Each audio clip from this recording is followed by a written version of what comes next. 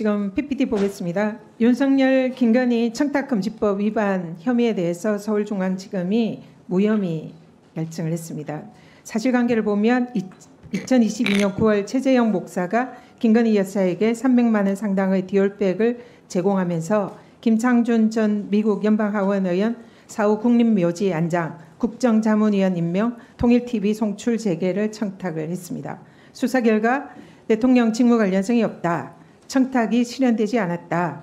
대통령은 청탁금지법 신고 의무가 없다라는 취지로 중앙지검이 결정을 했습니다. 이 사안에 대해서 우리 후보자 수사 결과 타당하다 생각하십니까? 중앙지검이 그런 결정을 지금 한 것인지는 저는 모르겠습니다. 보도상으로도 그렇고 무혐의 결정을 한 것도 모릅니까? 아니, 무혐의 결정 아직 안 됐습니다. 지금 현재 아직 수사 진행 중이고 곧 지금 수사심의위원회가 무혐의 결정을 해서 거기에 대해서 이현석 검찰총장이 수사심의위원회에 해부한 상황입니다. 그래서 이 상황에 대해서 후보자가 검찰총장이 되면 만약에 수사심의에서 재수사 결정이 내려지면 후보자가 이 사건을 직접 담당하게 될 수사지를 할 수 있는 가능성도 있다. 이렇게 보고 있습니다. 일단 결론이 어떻게 날지 모르지만 이 문제에 관해서 그래서 후보자의 개인적인 생각 좀 질의를 하도록 하겠습니다. 청탁금지법을 보면 누구든지 공무원의 직무와 관련해서 청탁을 하거나 일체의 금품을 수수해서는 안 된다라고 규정이 되어 있습니다. 청탁금지법 규정입니다. 그러면 자 묻겠습니다. 국가보훈부 업무 대통령 직무입니까? 국가보훈부 업무 말씀이십니까? 네. 지금 위원님 질문에만 답을 하십시오. 국가보훈부 업무는 대통령의 직무입니까? 대통령은 국가의 모든 사무를 총괄합니다. 그렇죠. 그래서 직무 범위에 해당하죠? 제가 근데 지금 위원님 계속해서 직무 범위에 해당하느냐만 답을 해주십시오. 제가 다른 거 묻지 않았습니다. 일단 직무 범위에 해당한다고 답을 한 걸로 보고요. 법사위 이완규 법제처장도 이 자리에서 보훈부 업무는 대통령의 직무다라고 명확하게 답변을 했습니다. 자, 그러면 최재형 목사가 김건희 여사에게 청탁을 한 현충원 안장권은 국가보훈부 소관 업무입니다. 그리고 그것을 청탁을 했기 때문에 대통령의 직무 관련성이 있는 사안입니다. 그리고 또 목사가 청탁한 것으로 알려진 국정자문위원 위촉은 확인해 보니까 행안부 소관 업무입니다.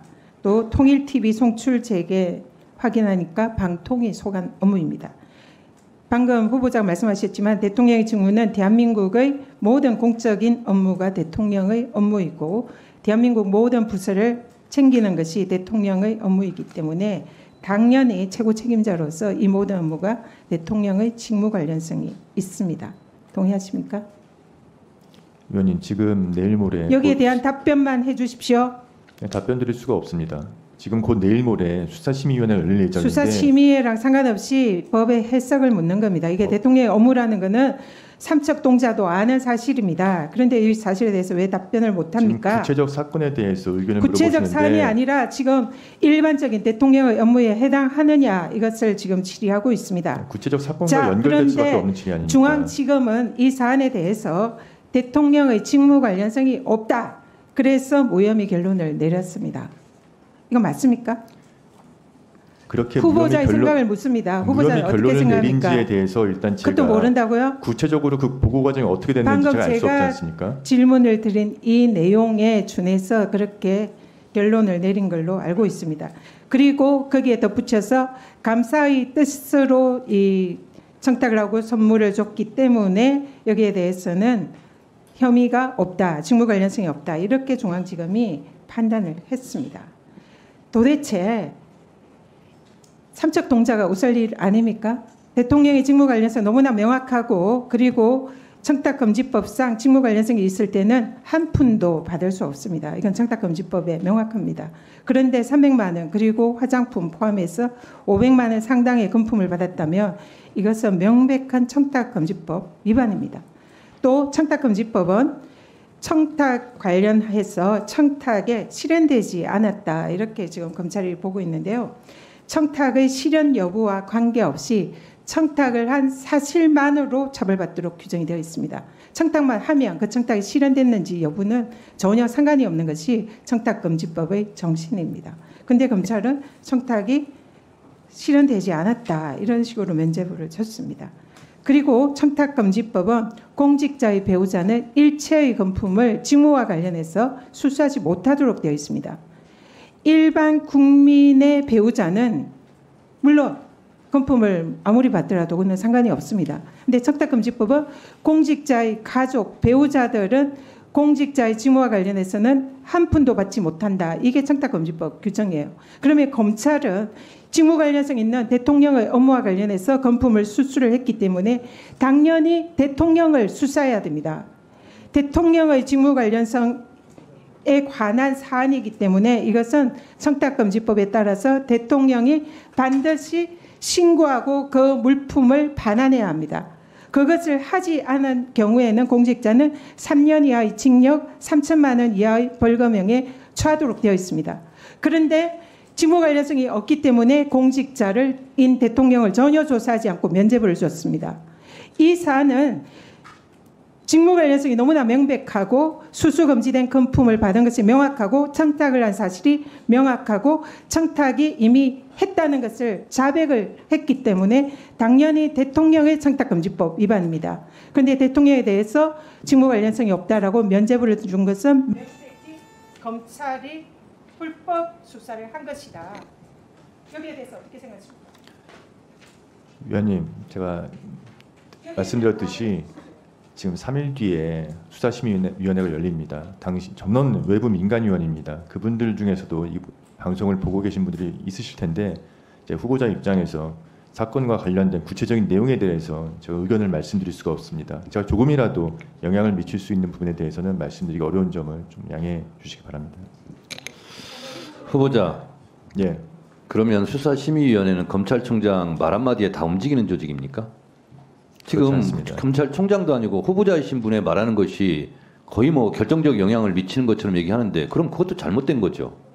그렇지 않습니까? 그렇지 않지만 검찰총장이나 예. 검찰총장 후보자의 생각과 관계없이 독립적으로 판단해야 되는 거 아니에요? 예, 물론 위원님들이 독립적으로 판단하시지만 제가 조금이라도 영향을 미치는 발언을 할까 봐 걱정되는 부분이 있어서 말씀드리기 어려운 것입니다. 제가 보기에는 그런 수사심의위원회라면 수사심의위원회가 아니라 수상한 심의위원회죠. 아니 검찰총장이나 검찰총장 후보자의 생각이 그렇다고 해서 쪼르르 그렇게 따라가서 의견을 내면 그게 무슨 수사심의위원회예요? 수상한 심의위원회지.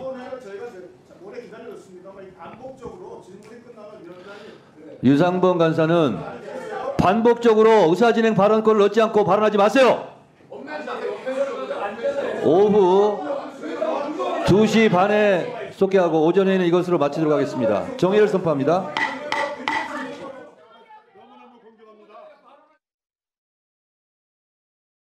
잠시 주목해 주시기 바랍니다. 구독자분들에게 특별한 선물을 준비했는데요. 제가 항상 여러분들께 강조드리는 말씀이 있습니다. 이슈와 뉴스만 꾸준히 챙겨보셔도 충분히 돈을 벌 수 있다고 말씀드리는데요. 여기 보이시는 채널의 영상을 보시면 어떤 생각이 드시나요? 그냥 눈에 보이시는 뉴스와 영상만 보시고 아무 생각이 없으신가요? 그렇다면 저는 잘못된 것이라고 말씀드리고 싶습니다. 그 이유가 무엇이냐면 제가 8월 초에 뭐라고 말씀드렸나요? 지금은 바이오에 관심을 가져야 한다라고 뉴스만 보고 넘기지 마시고 투자를 직접적으로 생각해봐야 한다고 말씀드렸는데요. 이런 썸네일들과 영상을 통해서 충분히 구독자님들께도 전달이 되셨을 겁니다. 이런 바이오 이슈가 되었을 때 부자들은 어떻게 생각할까요? 바이오 관련주는 무엇이 있는지, 어떤 종목이 가장 좋을지, 어디에 투자해야 돈이 몰릴 수 있는지 자연스럽게 생각한다고 말씀드렸습니다. 지난번에 구독자분들과 함께하는 주식으로 수익 내기를 진행했었는데요.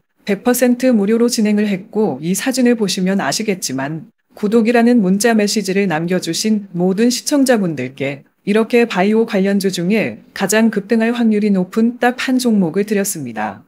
8월 13일에 오정바이오를 추천해 드렸습니다. 여기 나와 있는 사진을 보시면 정확히 얼마에 매수하고 어떤 종목을 사야 하는지 어느 지점에 팔아야 하는지 이런 부분들까지 여러분들에게 정확히 알려드렸는데요. 실제로 많은 분들께서 수입을 보셨습니다. 오른쪽을 보시면 아시겠지만 8월 13일에 오정바이오를 소개해드리고 나서 실제로 며칠이 지나지 않고 이렇게 주가가 상한가가 되었습니다. 당시에도 굉장히 많은 분들이 제가 드린 이 종목으로 수익을 내셨습니다. 지난번과 똑같이 구독이라는 문자를 보내주시면 이번에 이슈가 되고 있는 주식 중에 앞으로 대장주의 고시를 하면서 주가가 가장 크게 상승할 한 종목을 시청자분들에게 문자로 종목명과 사고자 하는 시점을 모두 알려드리겠습니다. 이 영상을 보시고 계시는 시청자분들 중에 종목이 궁금하다 하시는 분들은 남녀노소 시간대 상관없이 이렇게 상단에 번호를 항상 남겨놓고 있습니다. 전화번호 010-8025-2352 똑같이 무료 급등 주식 문자를 보내드리겠습니다. 돈을 받는 것도 아니고 투자를 대신해 드리는 것도 아니고 부담 없이 구독 문자 보내주시면 되십니다. 수익이 나신다면 구독과 좋아요 한 번씩 부탁드립니다.